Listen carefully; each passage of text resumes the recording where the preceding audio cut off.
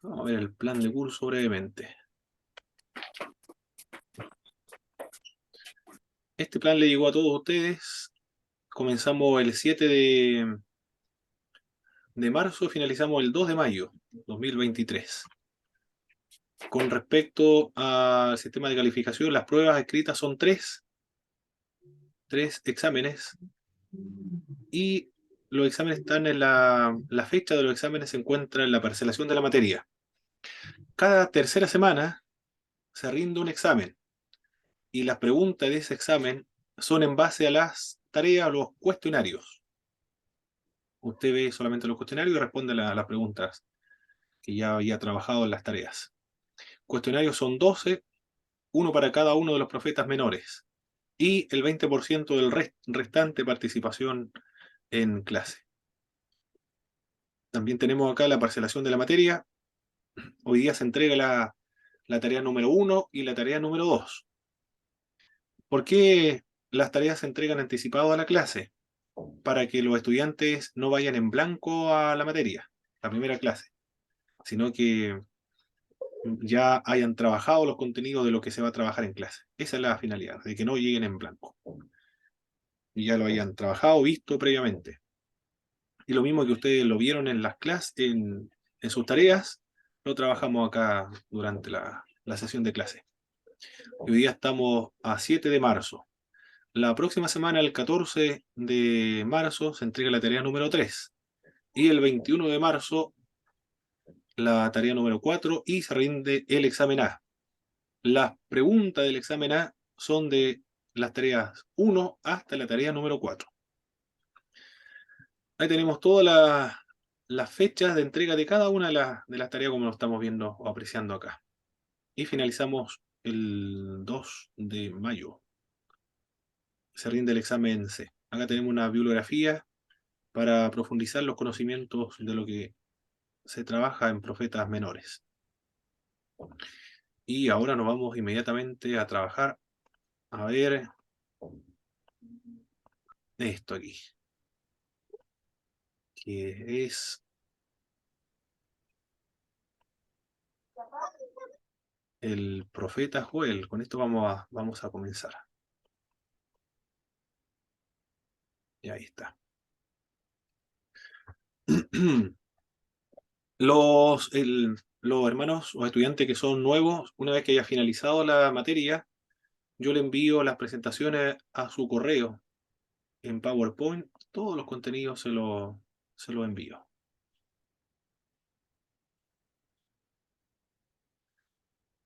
Con respecto a los profetas de Israel. Profetas, ¿qué significa profetas? Los estudiantes antiguos, hermana Belén, hermano David, hermana Miriam, la hermana Lorena no alcanzó a trabajar esa materia, después llegó. Pero lo vimos el año pasado en profetas mayores, la primera materia que estuvimos trabajando. ¿Cómo definimos profetas en aquella ocasión?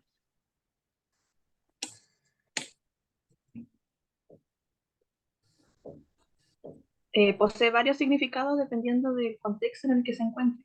Muy Puede ser bien. vocero, vidente, el otro era mensajero, creo que era el otro. Varón de espíritu también. ¿Sí? Y lo más común, lo más habitual es una persona que ha sido llamado por Dios para anunciar de parte de Dios. Eso es un profeta, una persona que es llamada por Dios para anunciar de parte de Dios. Un profeta tenía una autoridad suprema, podía reclamar una autoridad semejante a la autoridad de la Biblia para nosotros. En ese sentido, los profetas del Antiguo Testamento son muy distintos a los profetas modernos o los profetas del Nuevo Testamento. El autor Wayne Grudem escribe un libro sobre el estudio de los profetas. Habla de los profetas del Antiguo Testamento, de los profetas del Nuevo Testamento, de los dones, de los oficios. Cuando él habla acerca de los profetas del Antiguo Testamento, él señala que el mensaje de estas personas revestía de una autoridad absoluta. De tal modo que desobedecer la voz de este profeta equivalía a desobedecer la voz de Dios mismo, porque era el vocero de Dios. Era la persona que Dios comisionaba y enviaba para que hablara en su nombre. Era el representante de Dios. Cuando esta persona escribía un libro, lo registraba, era infalible, inerrante, era supervisado por Dios, inspirado por el Espíritu Santo para registrar la verdad, porque gozaba de una autoridad suprema. Diferente a lo que ocurre en el Nuevo Testamento. En el Nuevo Testamento un profeta no escribe, y si pudiese escribir, no podría reclamar la misma autoridad que tenían los profetas del Antiguo Testamento. Por eso que a los profetas del Antiguo Testamento, para clasificarlo y emplear un término que describa a estos personajes de la antigüedad, es que ellos cumplían el oficio profético. Permanentemente o a tiempo completo abandonaban sus trabajos habituales, seculares, y se encomendaban a la tarea de profetizar. Tenían una gran responsabilidad y tenían una autoridad suprema de parte de Dios. En cambio, en el Nuevo Testamento tienen el don de profecía, pero no tienen la misma autoridad que tenían los profetas del Antiguo Testamento. Porque a los profetas del Nuevo Testamento, el apóstol Pablo dice que se le puede examinar. Juzguen ustedes, hablen uno por turno los profetas, hablen por turno, uno, dos, y los demás juzguen. Es decir, lo que quiere decir es examinen, evalúen lo que se está diciendo. Se debe desconfiar y examinar las profecías del Nuevo Testamento. Los profetas del Antiguo Testamento hablaban acerca de la venida de Jesucristo. Los profetas del Nuevo Testamento hablan de la venida que ya ocurrió, o la venida futura de Jesús. Los profetas de ahora, la venida de Cristo que ya ocurrió. Los profetas del Antiguo Testamento tenían un concepto diferente a los otros profetas que circundaban las naciones vecinas. Los dioses para las otras naciones eran dioses territoriales, locales. En cambio, para los profetas, el Dios de los profetas de Israel era un Dios universal. Eso es lo que podemos mencionar con respecto a los profetas. Hubieron profetas mayores y hubieron profetas menores. La diferencia entre uno y otro no es en cuanto a la importancia, sino que la diferencia es solo por la extensión de sus escritos. Los profetas mayores se le llama profetas mayores porque escriben más. Es más voluminoso los rollos con los cuales ellos van a escribir. Profetas menores son mucho más diminutos los textos de los profetas menores, pero son igual de importancia. Los profetas menores lo vamos a estudiar de acuerdo al orden cronológico, pero este orden cronológico no está exento de error o exento de polémica. No hay seguridad acerca de la fecha en que escribieron algunos. Otros profetas menores sí hay seguridad en cuanto a la fecha cuando ellos redactaron sus escritos. Se puede precisar con mucha exactitud. Otros no.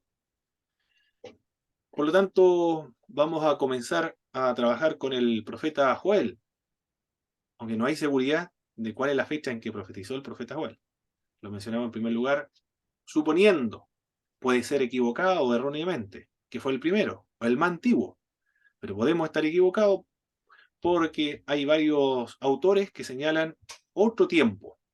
Y ustedes lo van a descubrir también en los libros de introducción a la Biblia o introducción al Antiguo Testamento, o libros o Biblias comentadas también van a asignar una fecha a Joel y otro libro va a asignar otra fecha al profeta Joel. Por eso que no está exento de polémica.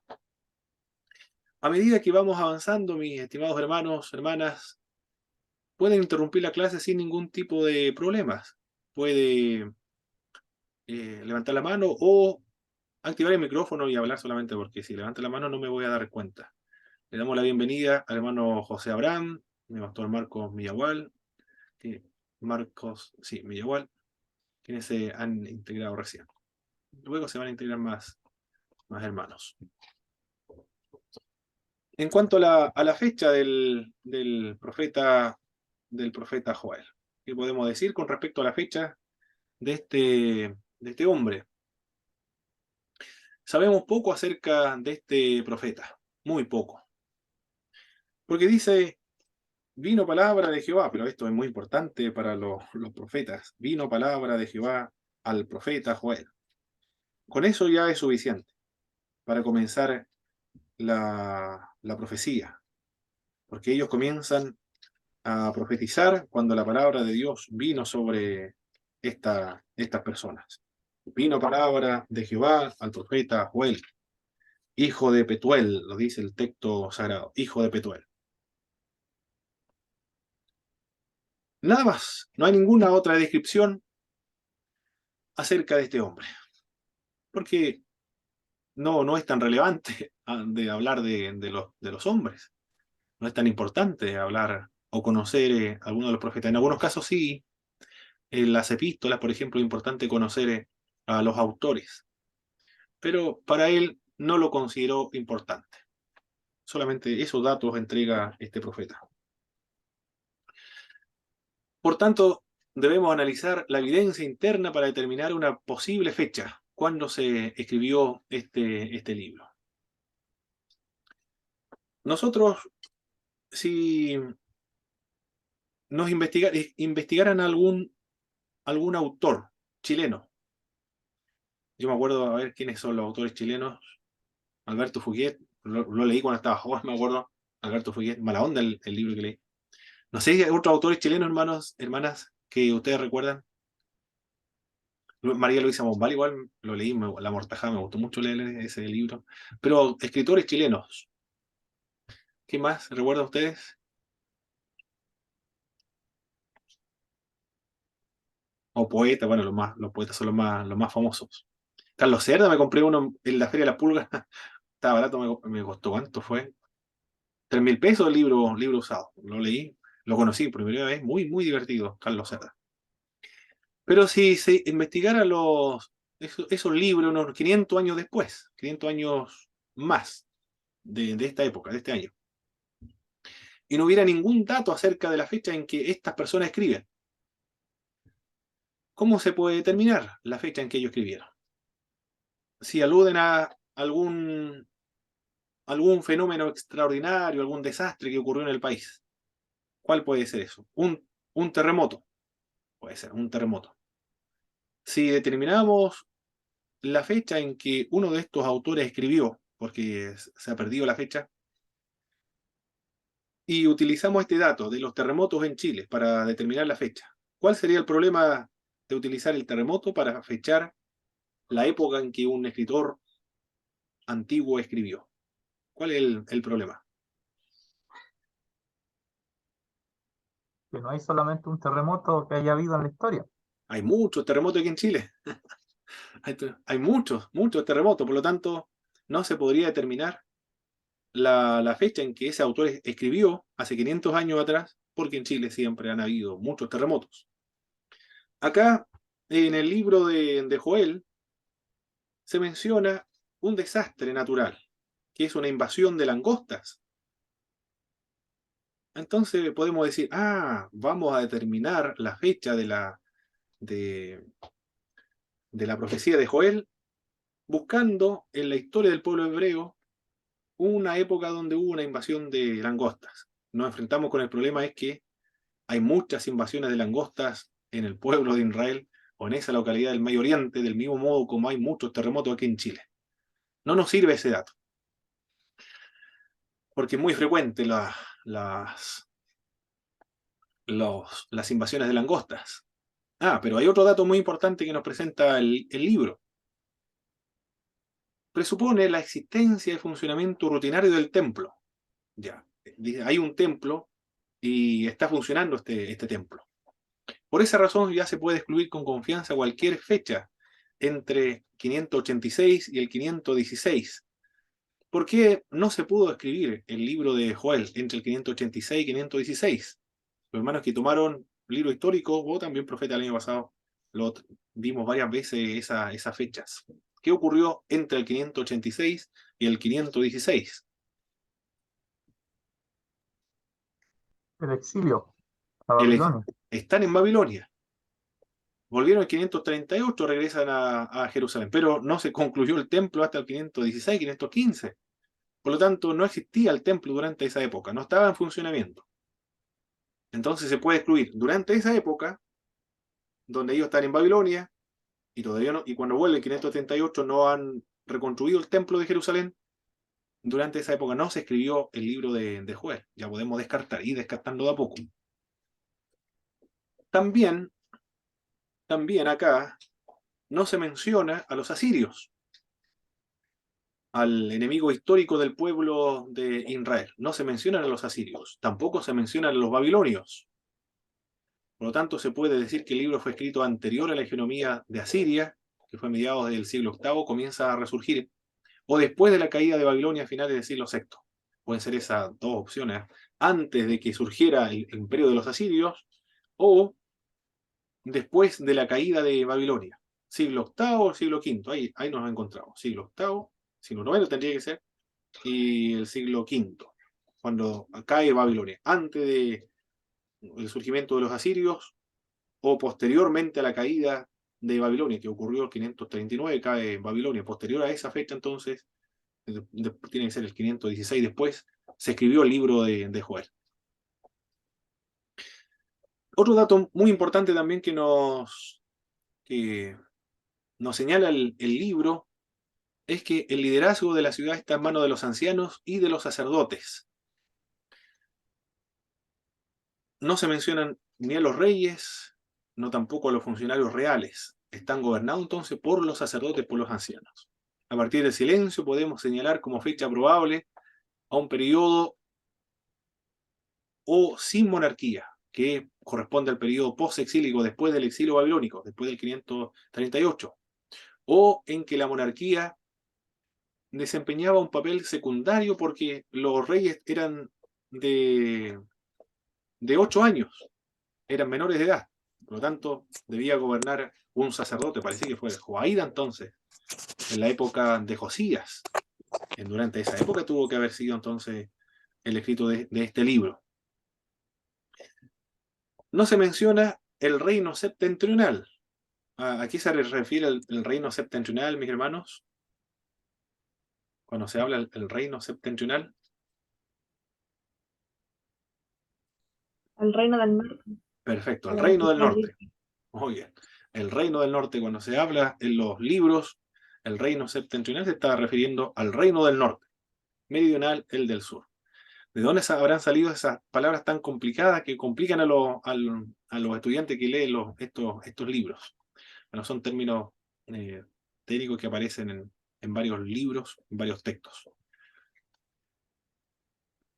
No se menciona entonces el reino del norte, no se menciona a Israel, sino que se alude a Israel, pero entendiéndose solamente Judá. ¿Judá por qué? Porque está funcionando el templo. Pero se alude a Judá, a este pueblo, como Israel. No existe Israel entonces. Presupone el exilio y la desaparición del reino del norte. Además de designar a Judá como Israel, se encuentra más comúnmente en los libros post-exílicos. Es el comentario que da los libros Lockman, Tremper y Dillard. Esta cámara. Ahí sí. Eso es lo que dice el libro de texto que ustedes utilizaron para realizar su primera tarea. Que tenía que ser un mapa conceptual ahí en esa introducción. José Luis Sicre, otro autor. El primero era un autor evangélico protestante de los Estados Unidos, por lo tanto es conservador. Todos los gringos, o la gran mayoría de los gringos, del mismo modo como ocurre con la filosofía, que son más pragmáticos, tiene que servir, tiene que aplicarse, tiene que aterrizarse, servir para la gente y que sea de utilidad para las personas. Toda la filosofía se caracteriza por eso en el mundo anglosajón de Inglaterra y también los Estados Unidos. Son una cultura muy, muy pragmática. Los conservadores es una teología práctica, muy práctica, no es especulativa como la alemana. José Luis Sicre es español y opina lo mismo que Lockman Tremper. José Luis Sicre del año 2017, escribe un libro muy importante también de introducción a los profetas de Israel. Son muy importantes este libro. Si tiene la oportunidad de adquirirlo, por aquí a ver, ¿dónde los tengo? Tengo dos libros de José Luis Sicre. Uno habla acerca de la introducción al Antiguo Testamento de la editorial Verbo Divino. Estos son libros muy académicos, ¿eh? Muy técnicos también.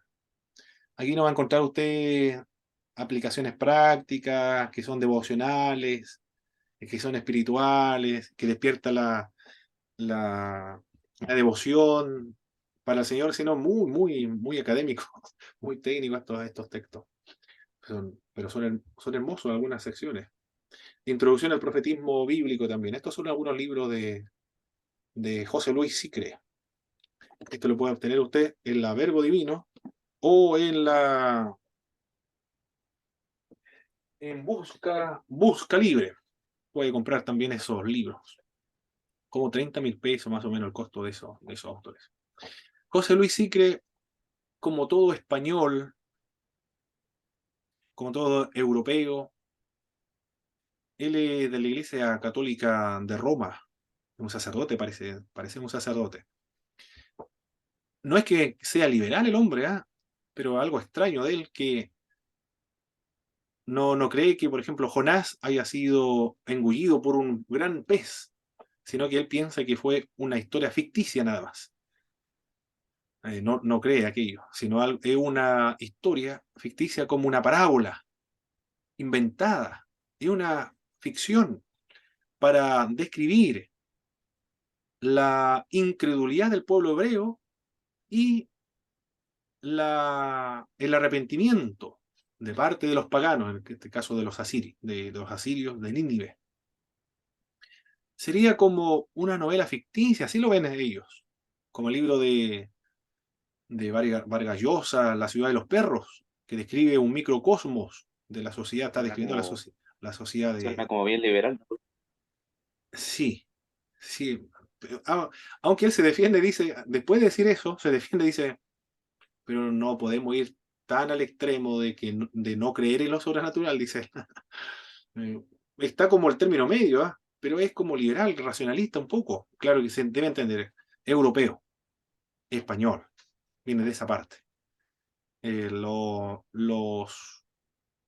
alemanes, los franceses y los españoles también han sido, por lo menos de esa línea del catolicismo romano, de las universidades católicas romanas en España, tienen esas ideas un poco racionalistas, no tan extremo, pero sí racionalistas. Hay algunos que sí, de la Universidad de Salamanca, como este autor muy famoso también, eh, se me fue el nombre de un autor de la editorial Trota. Ya, después me voy a acordar. Pero hay algunos que no creen, eso sí que son liberales, no creen absolutamente en nada de, de lo sobrenatural.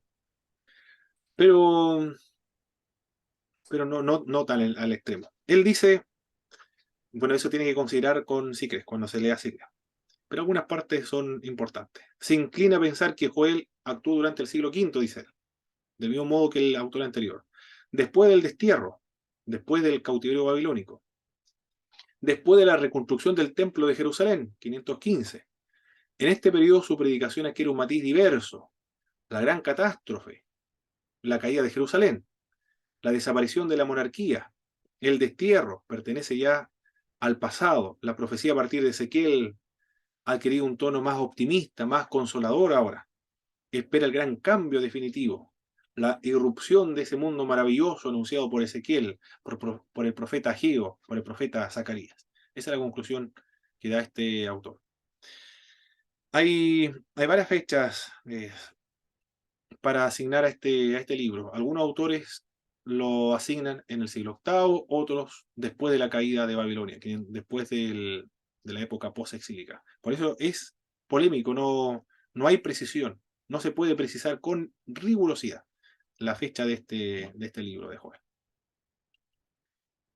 Con respecto al análisis literario, ¿qué podemos decir respecto al análisis literario del profeta Joel. El texto, el libro de Joel, es un texto litúrgico, destinado a la liturgia. Ese es el carácter de este texto. Pertenece al género profético, por supuesto, pero tiene un tono litúrgico, porque se utilizaba en ocasiones de lamento nacional, cuando había un desastre nacional, se leía. Algunos salmos fueron compuestos también con esa finalidad para ser leído cuando ocurría catástrofes nacionales como un terremoto, puede ser, la invasión de langostas, una Profe, plaga, ¿Sí? ¿Hermano Cristóbal? pero ¿a qué viene lo de liturgia? No lo Que logro se, captar. que se leía en el culto público. A eso se refiere, que se utilizaba en la lectura pública. Era la lectura en cultos o en reuniones sagradas cuyo contexto era un desastre natural, o un desastre militar, o podría ser un desastre económico, tiene que ver con las malas cosechas, por ejemplo. Pero en ese momento de catástrofe nacional, se convocaba, se reunía el pueblo, se hacía una reunión sagrada, se adoraba a Dios, se arrepentían de sus pecados, y el libro que se leía en ese contexto era uno de estos, del profeta Joel. A eso se refiere el litúrgico. Se leía en ese contexto, en el culto público. Y también los salmos se leía en esta situación de tragedia nacional. Algunos salmos. Se invita, como ocurre en Joel, en algunos salmos también, a que el pueblo ayune en un santuario. Bueno, se presupone santuario. Está el santuario, por lo tanto, tienen que ayunar e ir al santuario a ayunar. En el santuario presentarían sus quejas a Dios en oración y le recordarían sus pasadas misericordias. Dios nos liberó en la antigüedad. En esta tragedia que nosotros estamos pasando ahora, de acuerdo a las tragedias que ocurría el pueblo hebreo, adoptando esa posición de un desastre nacional, del mismo modo como libraste a nuestros antiguos en el pasado, así líbranos ahora de la tragedia en la cual estamos pasando. Eso es lo que decía el pueblo a Dios en esa situación. Le hacían a Dios recordar sus antiguas misericordias. Eso explicaría la dificultad de la fecha del libro de Joel, pues intenta ser utilizado en ocasiones diferentes. Por lo tanto, el hecho de que Joel no se identifique más ni dé más detalle acerca de su región, las fechas, la localidad donde profetizó, es intencional entonces, o la fecha, de ocultar la fecha, es intencional, porque de ese modo el libro de Joel puede ser leído en todo momento, sin una fecha en particular. Un hermano ayer estaba diciendo, entonces es un texto, es un libro atemporal, porque se puede aplicar en cualquier contexto, no tiene un tiempo concreto, específico, donde se escribió. Se escribió, por supuesto, en un momento, pero no lo describe, porque tiene la finalidad de que sea leído en cualquier suceso o evento catastrófico para la nación. El capítulo 2, hay varias interpretaciones acerca de este capítulo 2 del profeta Joel. En el capítulo 1 se habla acerca de una invasión de plaga de langostas, que son para el Medio Oriente, para los del Medio Oriente, como para nosotros son los terremotos y los maremotos, o erupciones volcánicas. Para ellos la invasión de langosta es así de típico como nuestros desastres naturales aquí en Chile. Eso ocurrió, pero esa fue la ocasión para que escribiera el profeta Joel.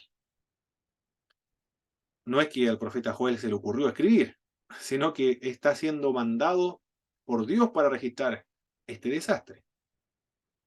No fue fortuito tampoco este desastre natural,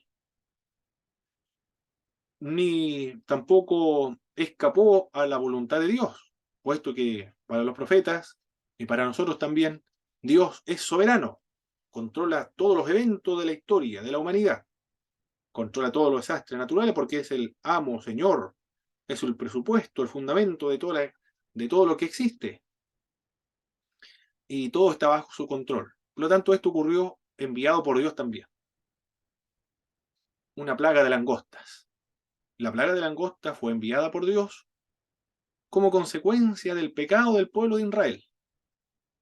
Aquellos hermanos que han pasado, ya han estado algunos años, una de las formas o la clave de interpretación del Antiguo Testamento. ¿Cuál es la clave interpretativa del Antiguo Testamento? Que no se lo olvide. Para comprender las acciones, las actuaciones de Dios con el pueblo, se debe comprender desde qué. Desde el pacto. Desde el pacto que Dios estableció con el pueblo hebreo. Si el pueblo obedece, Dios lo bendice. Si el pueblo desobedece, Dios lo maldice. Una de estas maldiciones es la invasión de langostas. Por lo tanto, está en el capítulo 1. Esta invasión de langostas del capítulo 1 es consecuencia, resultado de la desobediencia, el pecado del pueblo de Israel. Por lo tanto, el profeta Joel escribe en el capítulo 2 que, como ocurrió con la invasión de langostas, ocurrirá del mismo modo, pero ya no con langostas, sino con ejércitos humanos ahora. Mucho peor de lo que hicieron las langostas harán aquellos que vendrán en una segunda invasión, que será como una invasión realmente de langostas. Ya, el capítulo 2 habla acerca de otra invasión. Eso es lo que estamos trabajando. ¿De qué se trata el capítulo 2? Algunos consideran que la plaga de langosta del capítulo 2 es la misma del capítulo 1. Eso dicen algunos. Lo que dice el capítulo 2 es simplemente repetir lo que ya se dijo en el capítulo 1, es decir, una plaga de langostas. Hubo una plaga de langostas, y para que ellos se arrepientan, hace un llamado a Dios para que se arrepientan y evitar una segunda invasión de langostas. Si ellos no se arrepienten, una segunda invasión de langosta vendrá sobre el pueblo hebreo. Así lo interpretan algunos. Otros lo leen de manera metafórica. No está diciendo Dios que vendrá una segunda invasión de langostas. Se refiere a la invasión de un ejército foráneo, uno de los enemigos tradicionales del pueblo de Israel. Es decir, en el capítulo 2 se está describiendo un enemigo histórico foráneo del pueblo de Israel. Un ejército realmente, no es otra plaga de langostas. Una interpretación alegórica para referirse a todos los enemigos foráneos del pueblo de Israel. El capítulo 2 describe una invasión que siempre ocurrió, una invasión de los pueblos extranjeros sobre Israel. O una metáfora ampliada para indicar el inminente día del Señor cuando llegará con sus ejércitos celestiales. La interpretación que goza de mayor aceptación entre los comentaristas modernos es que la invasión de langosta es una metáfora ampliada para referirse al día del Señor cuando vendrá con sus ejércitos celestiales a la tierra. Esas son las 4 interpretaciones del capítulo 2 acerca de esta invasión, que se describe como si fuese una invasión de langostas. Con respecto al mensaje teológico del profeta Joel, ¿qué dice o qué se puede extraer? Una reflexión acerca de Dios que nos menciona el libro de Joel. Habla o se puede extraer una doctrina de Dios, la soberanía de Dios. Dios es soberano. Para el profeta Joel, Dios es soberano, no solamente para él, sino también para todos los profetas del Antiguo Testamento. Dios es soberano. Para nosotros los creyentes, Dios es soberano. Tiene absoluto control sobre la naturaleza. Cristo le podía decir al mar que se aquietara y al viento que se calmara, porque era soberano sobre la creación. Dios también es soberano sobre la creación, sobre la naturaleza, sobre el mundo de los insectos. Dios mismo manda una plaga de langosta a invadir el territorio de los hebreos, habitado por los hebreos, como resultado del pecado del pueblo hebreo. También, si el pueblo no se arrepiente de sus pecados, enviará otra plaga superior o invasión del ejército enemigo para destruir su tierra. Esto, si lo vemos desde el siglo VIII, entonces lo que está describiendo en el capítulo 2 es una profecía de lo que ocurrirá con los asirios y los babilonios, si lo miramos del siglo IX, perdón, si lo vemos del siglo IX. Y es una profecía entonces de lo que va a ocurrir con los asirios y los babilonios. Dios es soberano entonces, utiliza a los ejércitos, utiliza a los reyes para cumplir su voluntad. Eso lo dicen también los profetas mayores. Dios es soberano. Tiene absoluto control sobre la naturaleza, sobre la creación, sobre los animales, sobre los insectos, sobre los ejércitos y sobre los reyes de otras naciones. También Dios es santo. Eso es lo que se puede extraer del libro del profeta Joel. Como Dios es santo, no puede tolerar el pecado de su pueblo, no lo puede pasar por alto, no lo puede tolerar. También es justo, debe castigar el pecado. Por eso que lo ha castigado ya. Y la ira de Dios es la reacción de su justicia frente al pecado, porque el pecado es una ofensa ante la santidad de Dios. El profeta ve la invasión de la langosta un llamado al arrepentimiento y una advertencia de que si no había arrepentimiento, una plaga mucho más devastadora, más terrible vendrá sobre el pueblo de Israel. Pero la finalidad es que el pueblo sea para lo cual fue llamado, santo. Santo seréis, porque Jehová vuestro Dios santo es. Y le recordaba al pueblo de Israel permanentemente en la mitra del sumo sacerdote la santidad a Jehová. Y los sacrificios tenían la finalidad de que debían practicar la santidad. Pero como no lo estaban haciendo, Dios lo castiga. Todo eso le recuerda al pueblo de Israel lo que se extrae del libro de Joel. Dios es santo. También Dios no es solo el Dios de Israel, sino que el Dios de todas las naciones. Reivindicará su nombre entre todas ellas. Aunque el pueblo de Israel pase y sea avergonzado, pase por la vergüenza pública delante de todas las otras naciones, Dios la va a reivindicar. También hará compasión en el día del Señor para aquellos que se arrepienten y clamen en el nombre del Señor, porque Dios es compasivo, es misericordioso. De todas las naciones y del pueblo hebreo.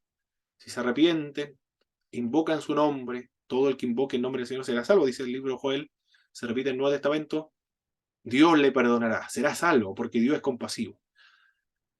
Por lo menos, hay mucho más, pero por lo menos eso es lo que resalta de los atributos de Dios en el profeta Joel.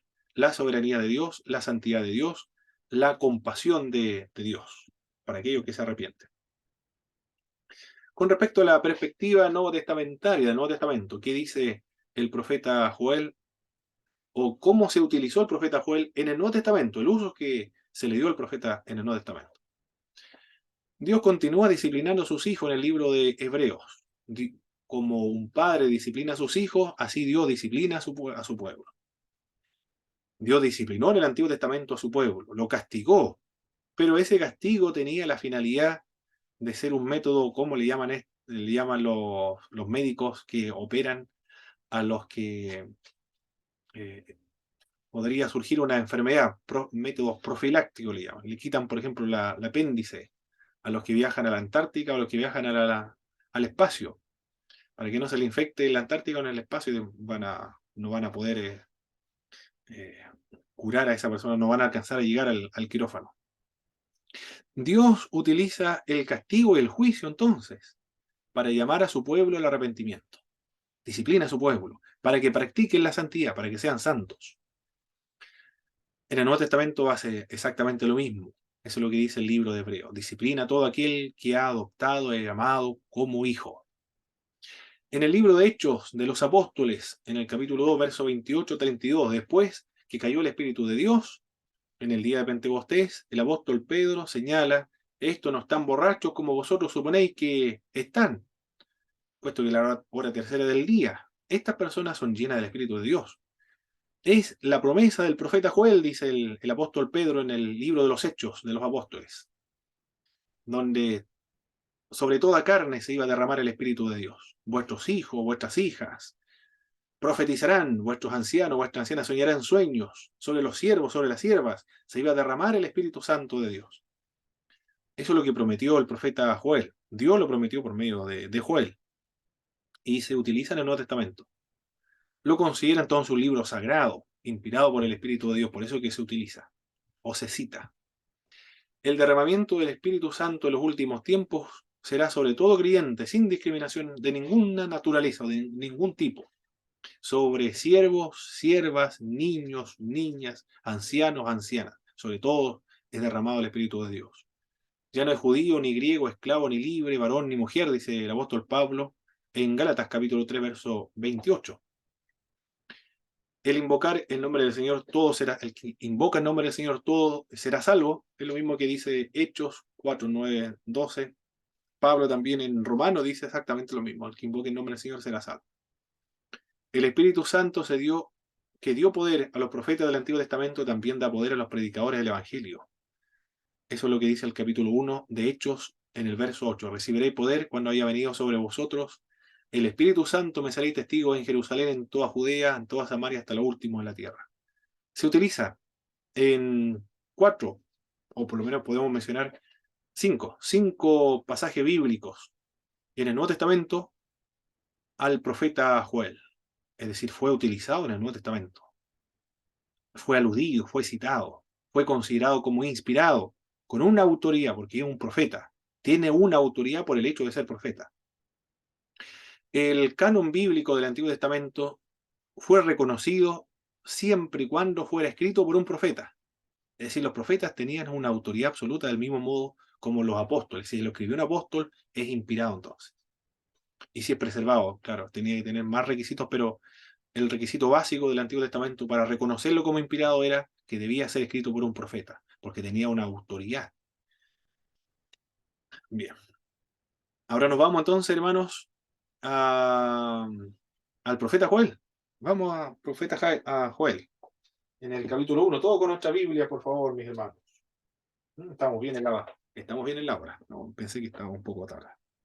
Pero Profesor, estamos perfectos. Sí, hermano Cristóbal. ¿cuántos profetas vamos a pasar en esta 12. rama? 12 profetas, hermano Cristóbal. Por eso hay 12 tareas, uno para cada profeta. Ah, bueno. Vamos a trabajar con todos los 12 profetas. Son todos profetas menores. Isaías, Jeremías, el profeta Ezequiel, eso lo trabajamos el año pasado, con profetas mayores. Y Daniel se trabaja con Apocalipsis, porque están relacionados los dos, Daniel y Apocalipsis. Y acá, profetas menores por la extensión nada más. Solamente por eso, por la extensión, no por la importancia. Bien, vamos a leer entonces ahora nuestras sagradas escrituras, la palabra de Dios. Bien, ¿quién más? Hermano Jaime, igual, bienvenido, hermano Jaime, se conectó más tarde. ¿Quién más? Ya, todo lo más lo saludo. Bien, en el capítulo 1, vamos entonces, capítulo 1, y vamos a responder esta pregunta. ¿A quién se dirige? ¿A quién se dirige la profecía? Se identifica primero, palabra del Señor que vino a Joel, hijo de Petuel. ¿A quiénes se dirige el mensaje? A los moradores y a los ancianos. Excelente. En el verso 1, hermano Jaime, excelente. Oí estos ancianos, escuchad, moradores. Ya. Se refiere a los ancianos entonces, a los que tienen autoridad sobre un grupo de personas, a los ancianos. En el verso 2, a todos los habitantes del país.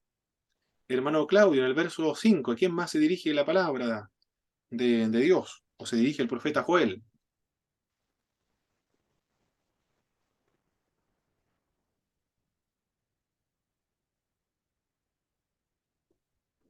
Se quedó pegado, parece el hermano Claudio.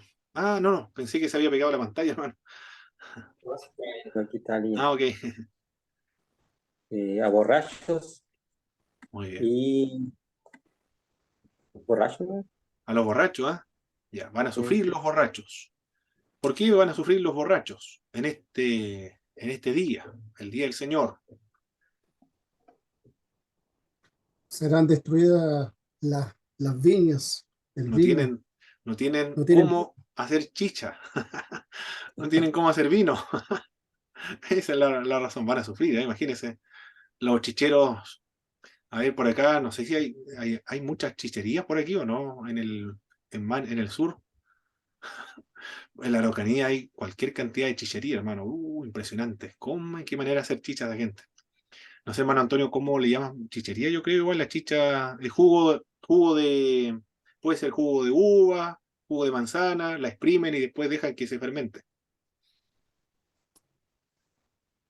Sí, no, pero no la llaman chichería, la llaman eh, guarapita, algo así. Ah, ok. Guarapita. Ya, ok. Ya. Pues no sé, tienen otros nombres, pero Sí, sí, correcto.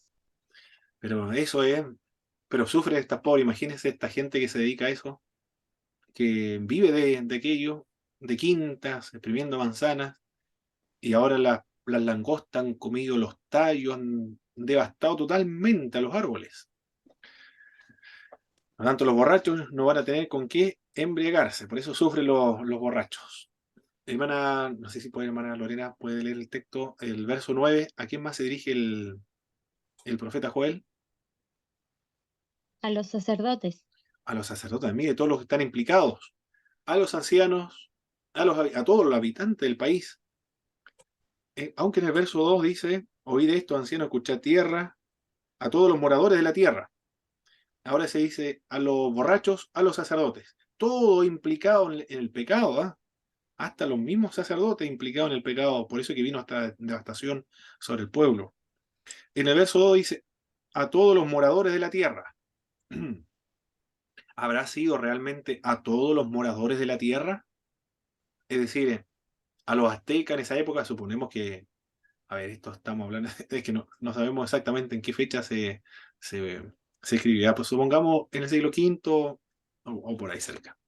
Deben estar ya los Pero aztecas, los mayas, los incas por acá. Se habrá aludido también a ellos? ¿Sí, hermano Jaime? lo que pasa es que esto es una cadena.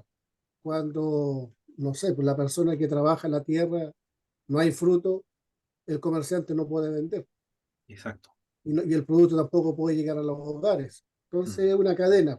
Por eso correcto. que dice a los ancianos, que Mm, son los responsables que llevan la palabra al pueblo y los moradores de la tierra. O sea, todos van a ser afectados por el pecado del pueblo. exacto. Entonces es una cadena. Lo mismo que pasa aquí en Chile con el terremoto, tsunami, Mm, es una cadena que todo, desde el menor hasta el mayor, se siente afectado. perfecto, hermano Jaime. Este término, hermanos, todos los moradores de la tierra, ¿cómo se debe interpretar? ¿Se referirá en el sentido literal todos, en todas partes del mundo, a los indios, a quién más, a los africanos, a los de Etiopía, en esa época, estaban los de Etiopía, sí existían, y acá en América los mayas, los aztecas, los incas, ¿habrá aludido a ellos también?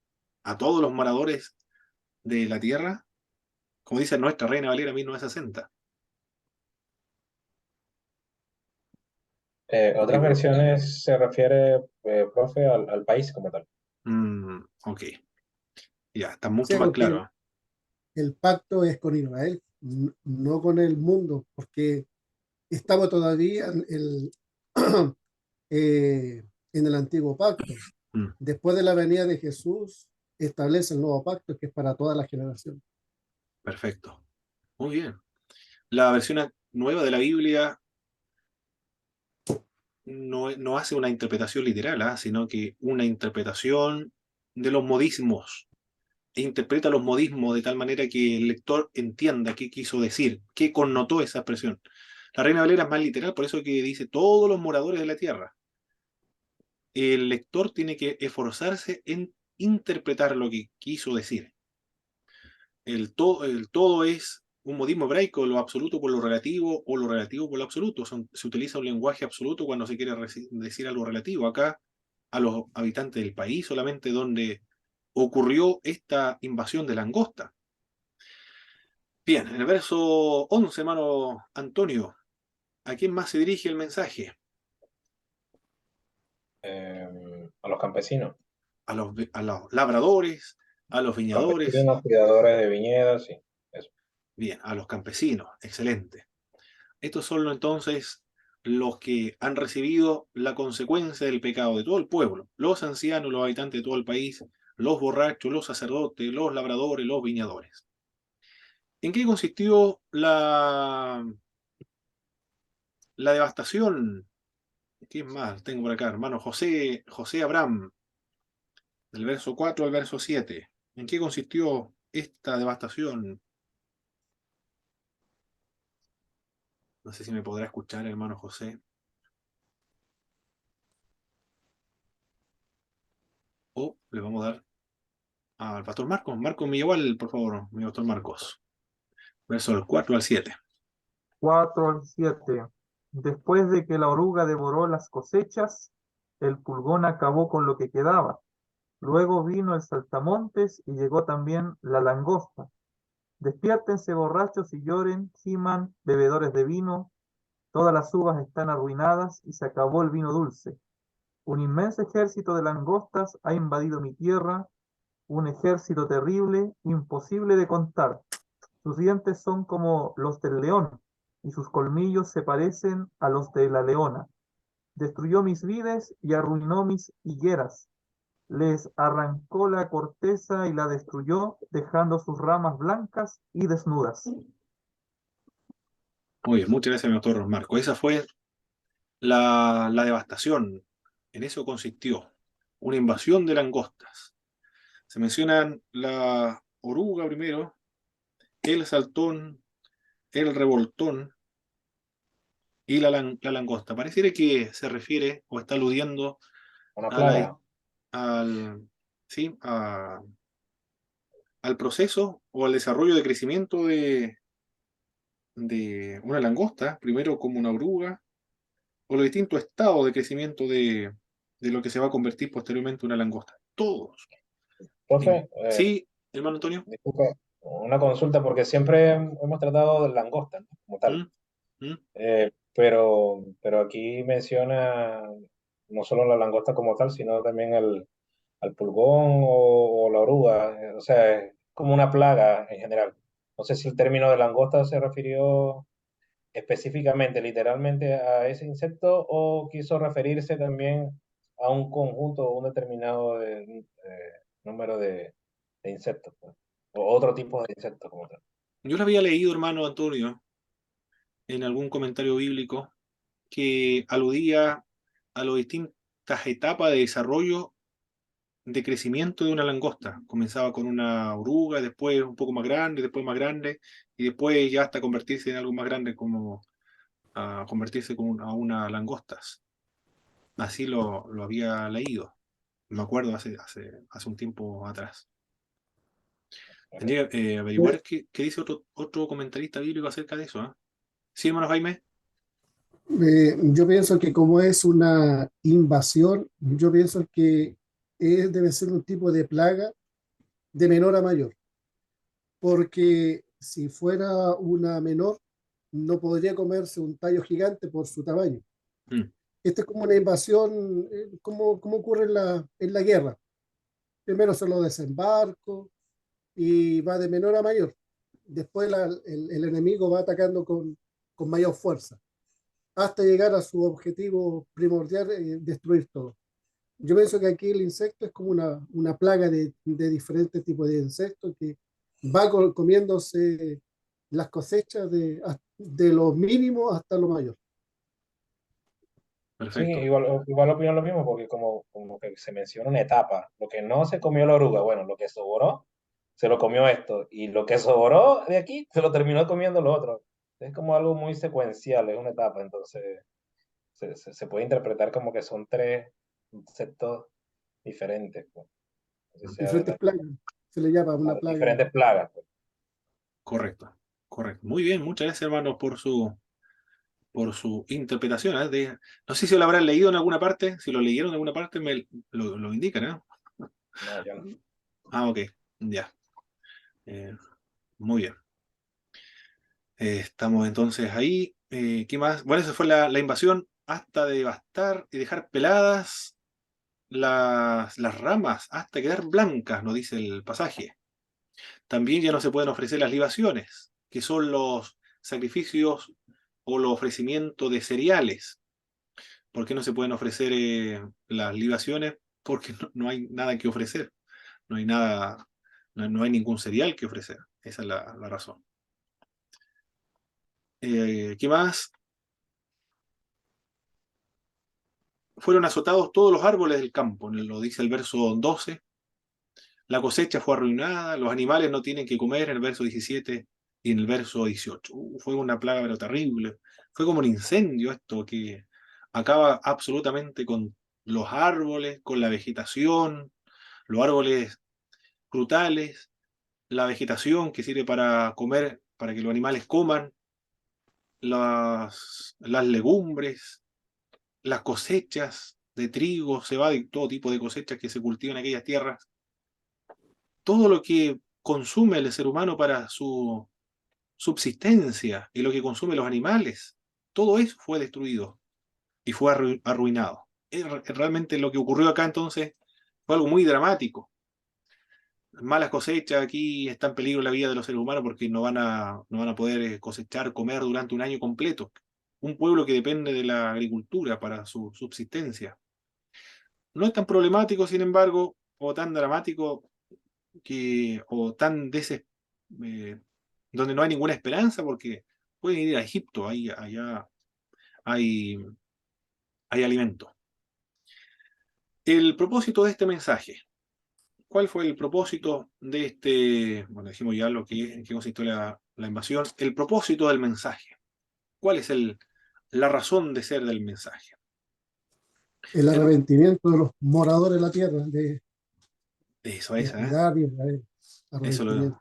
lo dice el verso 13 y el verso 14. Que los sacerdotes se vistan de duelo y giman, que ayunen, símbolo externo del arrepentimiento interno del corazón, que se reúnan también en la casa del Señor los ancianos y los sacerdotes, que vayan al templo entonces a buscar a Dios. Por esa razón, escribe el profeta Joel, la invasión de langosta vino a causa de aquello, para que se produzca el arrepentimiento, porque si vino esta plaga es porque es causado por el pecado del pueblo. Dios no envía el castigo porque se complace en castigar, sino para persuadir a los hombres al arrepentimiento. Dios siempre utiliza entonces el castigo, la ira, las devastaciones naturales. Ahora estamos haciendo una aplicación, una aplicación para interpretarlo en nuestro contexto. Dios utiliza entonces las erupciones volcánicas, los terremotos, los tsunamis, conflictos políticos, militares, ojalá nunca haya un problema militar aquí en nuestro país, político, económico, de cualquier naturaleza, para recordarle a la sociedad, a los seres humanos, a los países, su vulnerabilidad y su dependencia de Dios, y que se arrepientan y se vuelvan a Dios. Siempre estos conflictos, estos problemas, estas tragedias nacionales, tienen la finalidad de hacer un llamado a todas las personas a arrepentirse y volverse a Dios. El mensaje del arrepentimiento es muy antiguo, 3000 años predicando el mismo mensaje de arrepentirse. Al pueblo hebreo, al pueblo que está en pecado, y a la iglesia también. Y la iglesia se caracteriza por llevar una vida de arrepentimiento. A cada individuo en particular, a nosotros, también debemos permanentemente llevar una vida de arrepentimiento, de volvernos a Dios. Algunos autores, como lo estuvimos trabajando en Teología Sistemática 2 el año pasado, cuando hablamos de la conversión, también nosotros hubo una conversión con mayúscula, pero también hay otra conversión con minúscula. Una conversión cuando se inició la vida cristiana, pero hay una conversión, volverse del pecado, abandonar el pecado y volverse a Dios permanentemente durante el tiempo. Nos convertimos, pero debemos estarnos convirtiendo permanentemente. Esa es la idea de la conversión. Es similar al arrepentimiento. Eso es lo que se puede extraer de este episodio. No estamos errados. No somos sensacionalistas al indicar que cualquier desastre natural que ocurra en el país no sea una intervención de Dios para llamar a las personas al arrepentimiento. Porque para los profetas de Israel, Dios es soberano. Todo lo que ocurre tiene una finalidad, un propósito. se debe interpretar, y además nosotros los creyentes debemos interpretar, debemos leer los acontecimientos históricos desde la perspectiva de Dios, de la Biblia, desde la perspectiva espiritual. ¿Cómo interpretamos los cristianos las realidades de la historia de la humanidad? O utilizar algunos términos, interpretarlo teológicamente. Es decir, no interpretamos, entonces no realizamos exégesis solo de la Biblia, sino que también realizamos exégesis de los acontecimientos históricos. ¿Será así, hermano, o me estoy extralimitando un poco en cuanto a, a la interpretación, que no debemos interpretar solamente la Biblia, sino los acontecimientos históricos, o desastres naturales, políticos, económicos de las naciones? ¿Qué creen ustedes? Está entendible, profe. Está ¿Sí? entendible. Pero si lo dice afuera, creo que lo toman como hereje. Un buen aporte.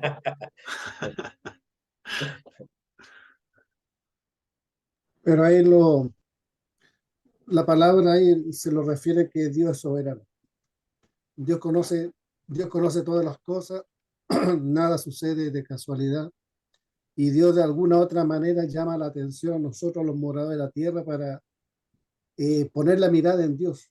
Muchas veces podríamos decir que caminamos con cabeza agacha, mirando tierra, pero nunca nos detenemos a mirar hacia los cielos, que es el creador de los cielos y la tierra, y acordarnos de nuestro creador.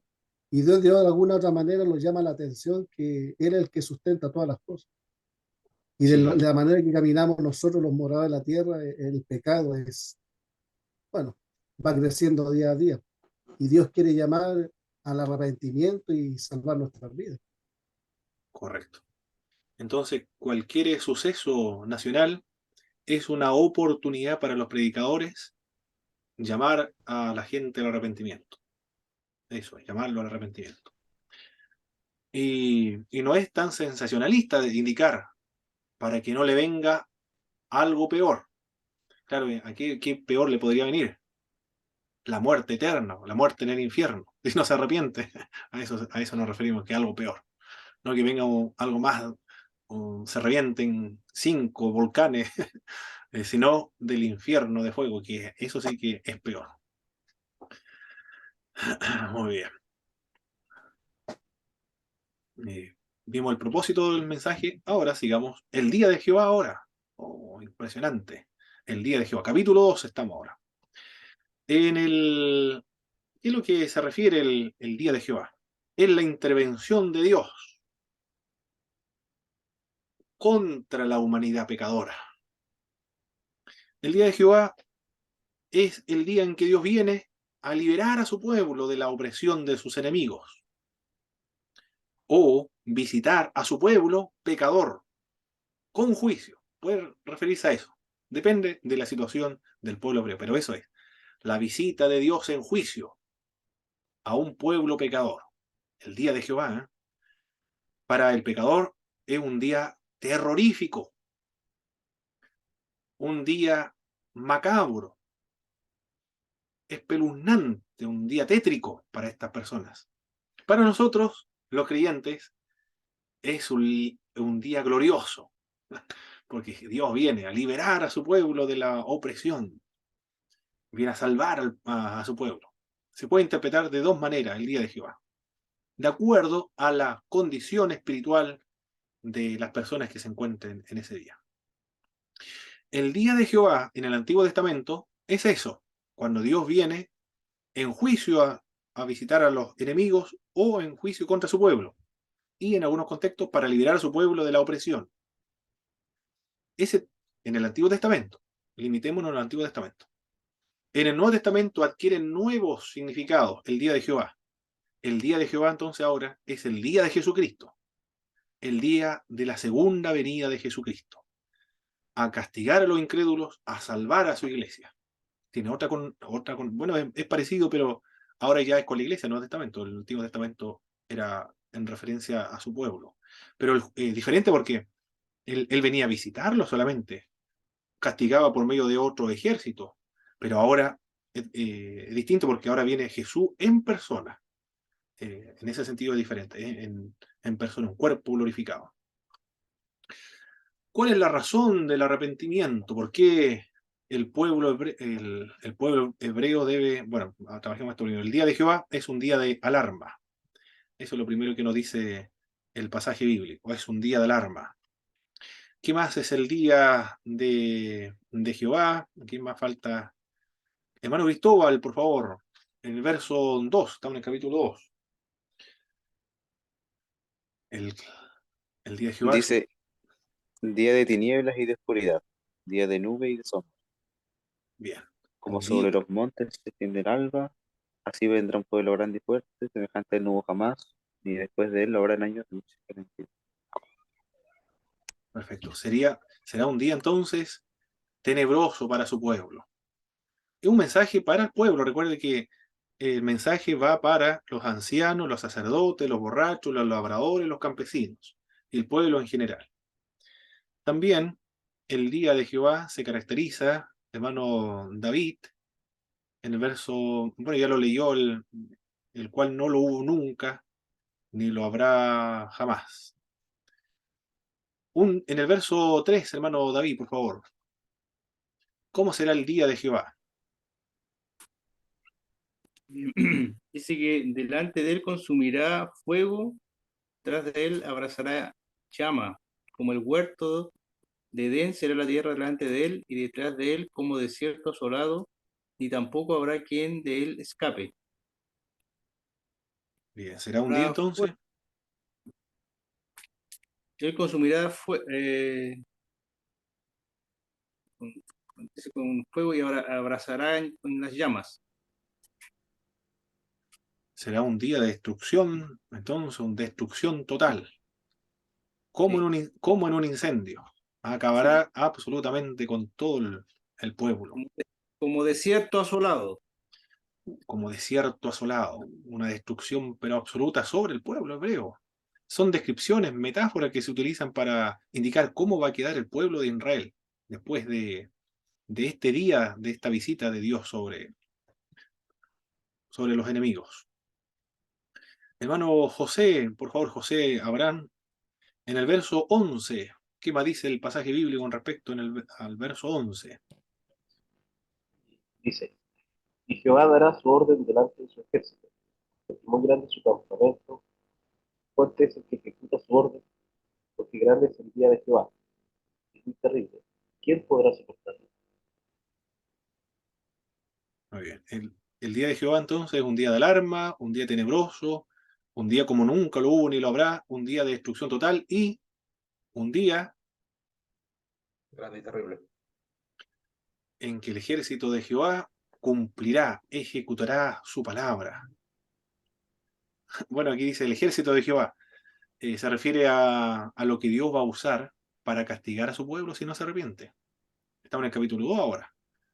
El capítulo 1 servía, esta plaga de langosta servía para, para ilustrar lo que vendrá posteriormente si ellos no se arrepienten. Vendrá una devastación mucho peor que la primera plaga de langostas. Acá como sea, como se entienda, un ejército o otra plaga de langostas, pero será terrible. Por las características que menciona, no puede ser otra plaga de langosta, sino que algo, porque una destrucción total, nos dice el pasaje bíblico, en la cual su ejército cumplirá su palabra. Se refiere a los enemigos del pueblo hebreo, que Dios utiliza, no es que sean de Dios estas personas, pero son utilizadas de parte de Dios. Pero mire, como ocurría con Isaías, Jeremías, Ezequiel, y también con Daniel, o el mensaje de los apóstoles en el libro de los Hechos, cuando Pedro y Pablo predican el Evangelio. ¿Qué elementos se encontraba allí en el mensaje de los profetas del Antiguo Testamento y el mensaje de los apóstoles? El arrepentimiento. Hace un llamado al arrepentimiento. ¿Cuáles son las características externas de este arrepentimiento? El ayuno, el llanto y también el lamento. Ellos deben arrepentirse de sus pecados, porque han quebrantado la ley de Dios. ¿Y por qué ellos deben arrepentirse? ¿Cuál es la razón del arrepentimiento? Porque Dios es bondadoso y compasivo.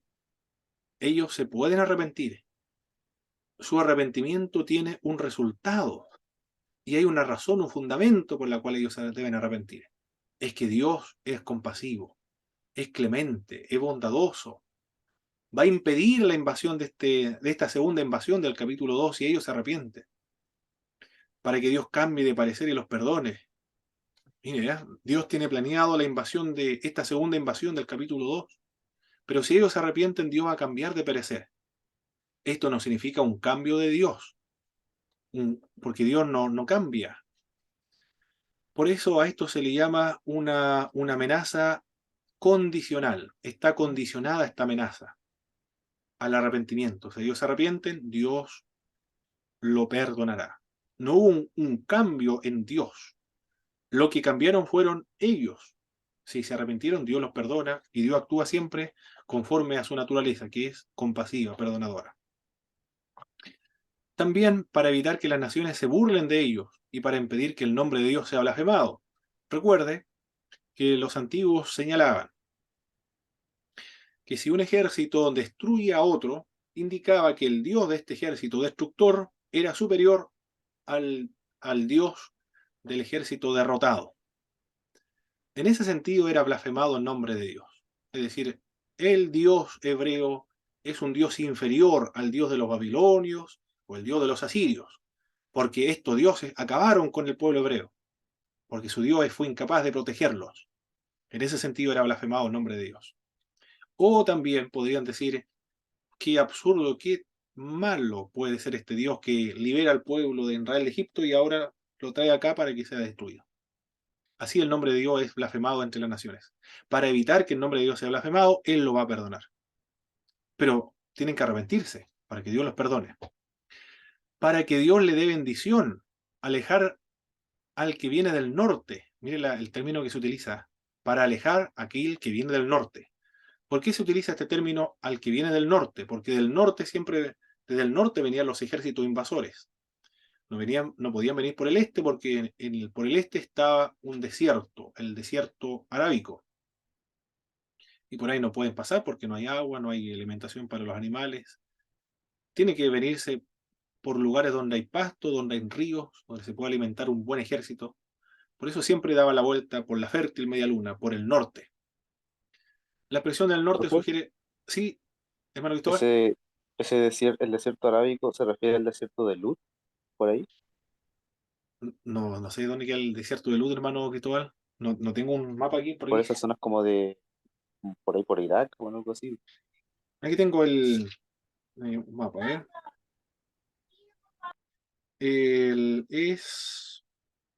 Esta Siria actualmente. Claro que esto es un mapa antiguo. A ver, este es mucho más antiguo todavía. Tampoco dice el mar. No, el desierto de Lut es un nombre actual. Con razón, con razón. Tendría que verlo en Quizás el. antes tenía, quizás antes tenía otro nombre. Sí. el- Yo no sé, yo sabía que era el desierto arábico ahora. Bueno, tendría que averiguar eso, hermano Cristóbal. Pero sí, efectivamente, donde está Irán. Irán es esa parte, donde está en esa sección. De Siria, Siria Irak. y Irak, pero Irak está entre el río Tigre y el Éufrates, ahí en Mesopotamia, ¿cierto? Irán Sí, está más hacia el oeste, hacia el desierto. Bueno, la idea es que por ahí, por esa parte, grandes ejércitos no iban directamente a Jerusalén, tenían que dar la vuelta por arriba, por el norte. Por eso dice, impediré que vengan aquellos que vienen del norte, impediré la llegada de los que vienen del norte. Se refiere a un ejército, soldados, hombres, no una invasión de langostas. ¿Qué más? ¿Qué función debían cumplir los sacerdotes en esta época? Es lo que dice el verso 17 del libro de Joel. Los sacerdotes tenían que ministrar frente al altar para interceder a favor del pueblo. Esa era la función de los sacerdotes, interceder a favor del pueblo. El pueblo de Israel también era un reino de sacerdotes, porque mediaba entre las naciones y Dios. Si lo queremos aplicar ahora, nosotros cumplimos estas dos funciones, estas dos labores, o un ministerio, mejor dicho. El término mejor, más exacto, es ministerio. El ministerio sacerdotal. Todos nosotros ahora somos sacerdotes y eso es lo que proclamó la Reforma Protestante. El real sacerdocio para todos los creyentes. Todos los creyentes somos responsables de interceder a favor de todo el mundo, de todo el pueblo. Por eso en nuestras oraciones, en nuestros devocionales oramos por todo el mundo. No solamente pedimos, sino que intercedemos, alabamos, confesamos y agradecemos. Y después pedimos la última parte de la oración, pedimos. La hermana Lorena sabe muy bien estos pasos de la oración. Vamos a recordarlo, que ya una vez lo explicó, como lo explican los niños. No sé si está o se fue la hermana Lorena. Acá está la hermana No, Lorena. No me acuerdo cómo lo había explicado, hermana. Los hermanos les va a sí, gustar la enseñanza. era adorar a Dios, confesar pecado, agradecer a Dios, orar por los demás y al final orar por nosotros mismos. Mira, ahí está. Hay una parte que es la intercesión y después pues, nosotros adoramos. O sea, pedimos. Mm. Pero es la parte de la intercesión muy importante. Nosotros intercedemos porque ejercemos nuestro ministerio sacerdotal al interceder y a representar y orar por todo el mundo, por los familiares incrédulos, por los necesitados, en fin. Pero también el otro ministerio que ejercemos nosotros los creyentes, estamos hablando ahora de nosotros, la iglesia, es el ministerio profético. Todos somos llamados por Dios para anunciar de parte de Dios.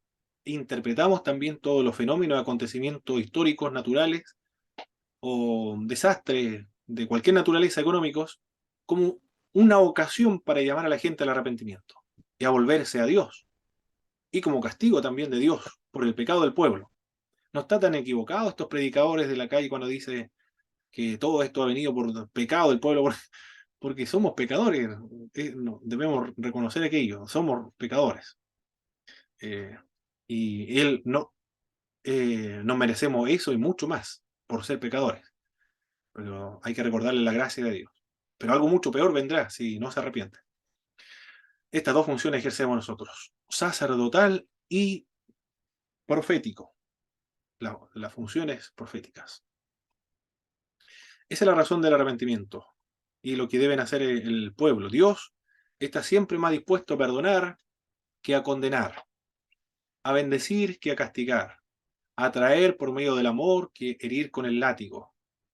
Siempre existe en el Señor la posibilidad de convertir su ira en gracia, pero se debe cumplir una condición de parte de los creyentes, y esa condición es el arrepentimiento. Muy importante este mensaje del arrepentimiento. Es frecuente, es repetitivo, pareciera que fuera majadero, porque una y otra vez le está diciendo a todos, a los judíos, a los creyentes, a la iglesia, es el arrepentimiento, el mensaje evangelístico, por excelencia el arrepentimiento. Juan el Bautista, arrepentidos y convertidos. Jesucristo, arrepentido y convertido porque el reino de los cielos ha llegado. El Pedro en su sermón, arrepiéntense y crean en el Evangelio para el perdón de los pecados. Siempre se está predicando lo mismo.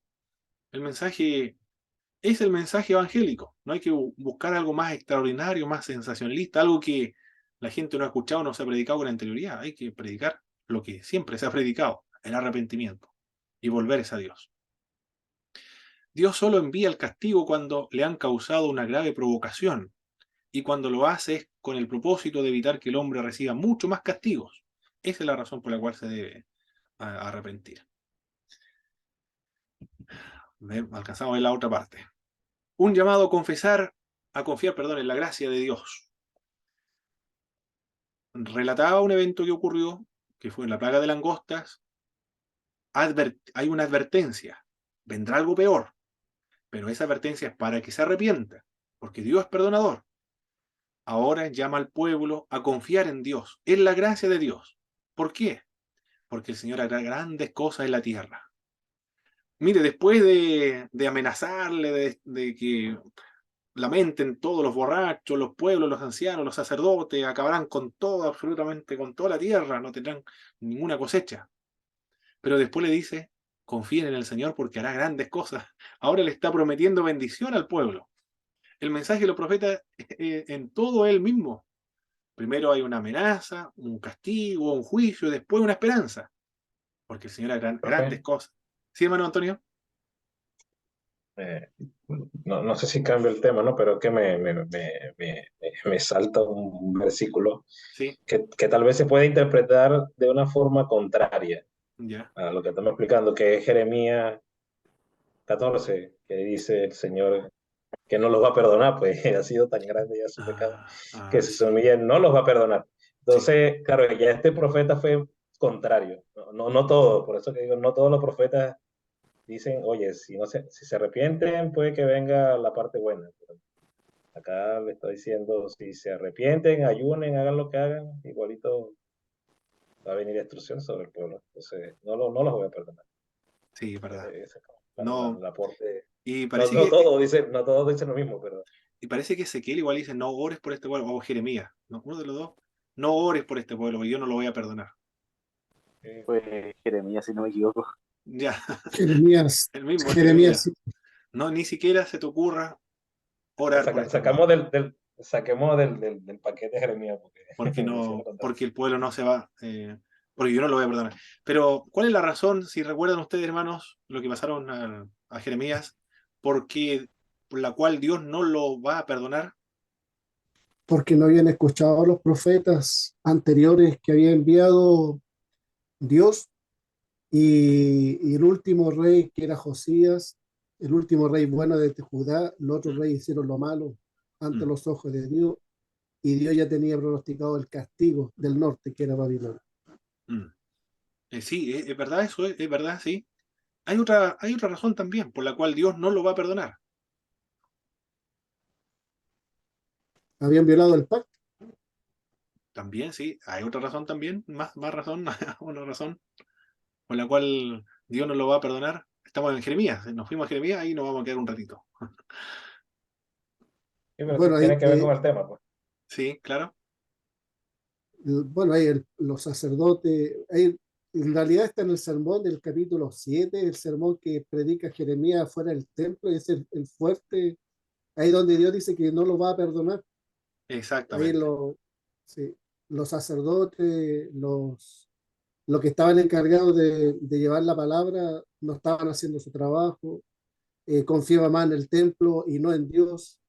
Mm. eh, y así, estas cosas, es lo que yo me acuerdo. Muy bien, Bueno, hermano Jaime. creo que una de las razones sería también para, como respaldo a lo que estaba profetizando Jeremías en contraposición a los otros profetas que estaban profetizando prosperidad, que todo iba a estar bien, y es parte como también Mm, de desechar a esos profetas, porque Estaban poniendo la confianza en el templo de Jehová como la confianza que tenían en Silo cuando estaba el mm. tabernáculo.